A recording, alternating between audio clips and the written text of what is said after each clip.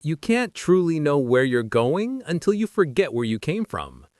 Those were the last words Leo's grandfather had whispered to him, a cryptic phrase tucked into his pocket like a forgotten photograph.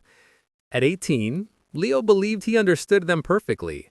To him, home was a cage, a sleepy, predictable town painted in shades of beige and regret. His future, he was certain, was a vibrant metropolis, a place where dreams weren't just dreamt, but lived in dazzling technicolor. The hook of the unknown was too strong to resist. He packed a single bag, filled with more ambition than clothing, and left the note on the kitchen table that simply read, "I'm going to find myself." The clang of the old screen door shutting behind him was a starting pistol for his new life. The city welcomed him with open arms and flashing lights, a symphony of sirens and endless possibilities. He found a small apartment, a job that paid the bills, and friends who, like him, were running from something.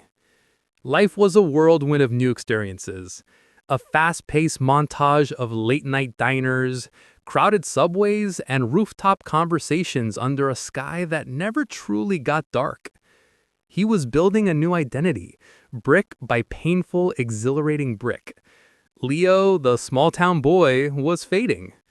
In his place stood Leo, the city dweller, the go-getter, the man who was forging his own destiny. He rarely called home, and when he did, the conversations were brief, filled with a polite distance that felt like a chasm. He was moving forward, and looking back felt like a betrayal of his grand plan. Years melted into one another. Leo climbed the corporate ladder, his small apartment becoming a spacious loft with a view of the skyline he had once only dreamed of.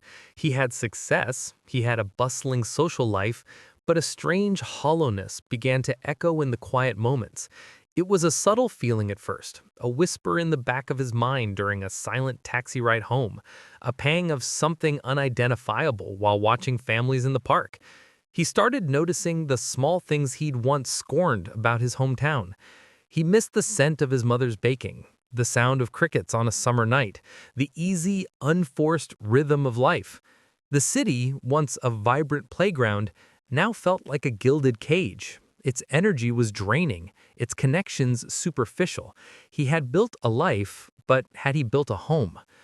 One evening, a package arrived. It was a small wooden box from his mother. Inside, nestled among dried leaves, was his grandfather's old compass. There was no note. There didn't need to be.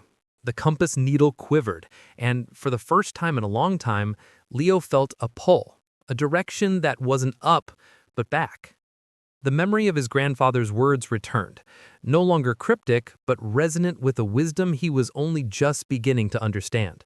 Forgetting where he came from hadn't been about erasing his past, but about seeing it with new eyes. The drive back was a journey through time. The bustling highway slowly gave way to quiet country roads, each mile stripping away a layer of the man he had become, revealing the boy he had been. The town looked smaller, yet the colors seemed richer. He saw not beige, but the warm gold of the afternoon sun on the old courthouse, the deep green of the familiar oak trees. He parked in front of his childhood house, his heart a frantic drum against his ribs. The old screen door, the one that had slammed shut on his departure, creaked open. His mother stood there, her hair grayer, her smile etched with the lines of time, but her eyes were the same. They held a universe of love and forgiveness. His father, a man of few words, simply put a hand on his shoulder, a gesture that spoke volumes.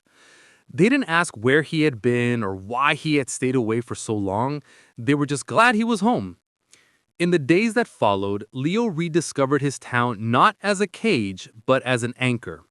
He walked the familiar streets, not with the restlessness of his youth, but with a newfound appreciation.